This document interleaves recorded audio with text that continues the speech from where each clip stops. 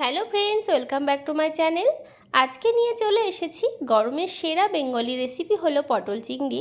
বাঙালিদের খুবই পছন্দের একটি রেসিপি। এই রান্নাটি খুবই সামান্য মশলায় এবং সঠিক পদ্ধতিতে আমি আপনাদের করে দেখাবো। আমি যেভাবে এই রান্নাটি করব, আপনারা যদি বাড়িতে করে খাওয়ান সকলে কিন্তু ভীষণ পছন্দ করবে। তো চলুন বন্ধুরা, আমি কিভাবে রান্নাটা করছি আপনারা সম্পূর্ণ ভিডিওটা স্কিপ না করে দেখতে থাকুন। তো দেখুন বন্ধুরা, এখানে আমি পটল নিয়েছি। পটলের খোসাগুলো কিন্তু আমি পুরো ছাড়াইনি, আর পটলগুলো এরকম একটু ব্যাকা করে কেটে নিয়েছি, তাহলে দেখতে ভালো লাগে। পটলগুলো ভালো করে ধুয়ে নিয়েছি, সাথে আলু এরকম ডুমো ডুমো করে কেটে ভালো করে ধুয়ে পরিষ্কার করে নিয়েছি। যেহেতু পটল চিংড়ি, অবশ্যই চিংড়ি মাছ লাগবে।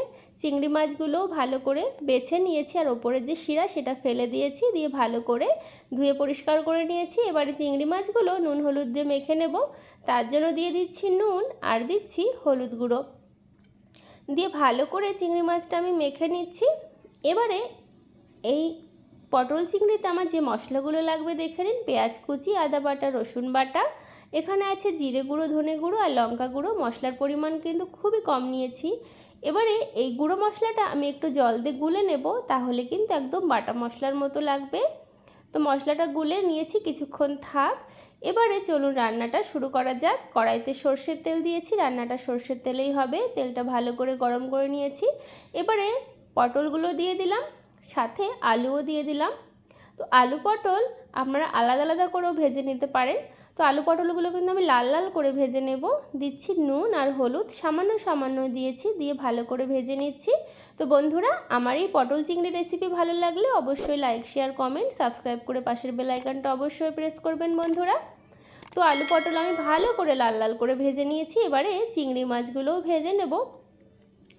তবে বন্ধুরা, চিংড়ি মাছ খুব বেশি ভাজার প্রয়োজন নেই। চিংড়ি মাছ বেশি ভাজলে শক্ত হয়ে যায়, তো খেতে ভালো লাগবে না। তো চিংড়ি মাছগুলো আমি ভেজে নিয়েছি। কড়াইতে আমি পরিমাণ মতো সর্ষের তেল দিয়েছি, ফোড়ন দিলাম গোটা জিরে, তেজপাতা আর গোটা গরম মশলা।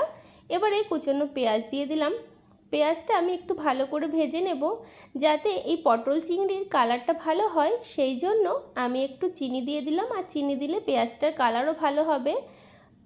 তো পেঁয়াজটা আমি চিনি দিয়ে ভালো করে ভেজে নিচ্ছি। তো দেখুন বন্ধুরা, পেঁয়াজটা আমি লাল লাল করে ভেজে নিয়েছি। এবারে দিয়ে দিচ্ছি রসুন বাটা, আদা বাটা আর একটা টমেটো টুকরো করে নিয়েছিলাম, দিয়ে দিলাম। দিয়ে ভালো করে মশলাগুলো কষিয়ে নেব, যাতে মশলার কাঁচা গন্ধ চলে যায়। তো মশলাটা ভালো করে আমি কষিয়ে নিয়েছি। এবারে যে মশলাটা আমি জলে গুলে রেখেছিলাম, ধনে, জিরে আর শুকনো লঙ্কার গুঁড়ো দিয়ে দিলাম। দিয়ে ভালো করে কষাবো যতক্ষণ না মশলা থেকে তেল ছেড়ে দিচ্ছে। আর মশলা থেকে তেল না ছাড়া পর্যন্ত কিন্তু কষাতে হবে। আর যে কোনো রান্না একটু ভালো করে মশলা কষিয়ে নিলে খেতে কিন্তু ভালো হয়। মশলা থেকে তেল ছেড়ে গেছে। এবারে ভেজে রাখা আলু পটলগুলো দিয়ে দিলাম, দিয়ে দিচ্ছি স্বাদ মতো নুন, আর দেব পরিমাণ মতো হলুদ গুঁড়ো, দিয়ে ভালো করে কষিয়ে নেব। এবারে দিয়ে দিচ্ছি ভেজে রাখা চিংড়ি মাছ। চিংড়ি মাছ যদি এরকম আলু পটলের সঙ্গে কষানোর সময় দেওয়া যায়, খেতে কিন্তু ভীষণ ভালো হয়। তো ভালো করে দেখুন বন্ধুরা, আমি আলু পটল চিংড়ি কষিয়ে নিয়েছি মশলার সঙ্গে। এবার ঝোলের জন্য পরিমাণ মতো জল দিচ্ছি, তবে একটু মাখা মাখা হবে সেই অনুযায়ী আমি জলটা দিয়েছি। ভালো করে একটু মিশিয়ে নিচ্ছি, ঝোলটাকে ভালো করে ফুটতে দেব। তো বন্ধুরা, আমার এই পটল চিংড়ি রেসিপি ভালো লাগে অবশ্যই লাইক, শেয়ার, কমেন্ট, সাবস্ক্রাইব করে পাশের বেল আইকনটা অবশ্যই প্রেস করবেন, যাতে সবার আগে নোটিফিকেশান আপনাদের কাছে পৌঁছে যায়। তো আমার কিন্তু রান্নাটা অলমোস্ট হয়ে এসেছে।